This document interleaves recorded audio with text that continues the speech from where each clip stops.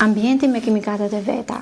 Nga ana tjetër, përdorimi pafund që në mëngjes çohemi, lajmduart, shampot, kremrat, parfumrat, të gjitha këto mund të shërbejnë si stimuj për të nxitur sistemin imun.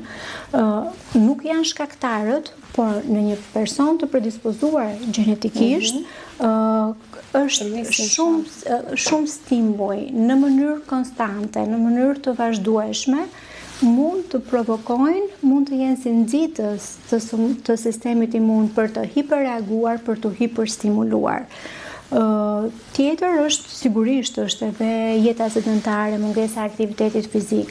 Aktiviteti fizik është shumë i rëndësishëm për individin, sepse nëpërmjet tij ruhet mobiliteti i artikulacioneve, zbutet ngurtësimi i kyçeve të ndryshme, por nga ana tjetër edhe ul nivelin e stresit. Domethënë gjatë aktivitetit fizik çlirohen hormone të cilat ulin inflamacionin kronik, atë inflamacionin që ne quajmë të vogël, por që është në mënyrë konstante dhe të vazhdueshme mjafton për të nxitur sistemin imun që të hiperreagojë.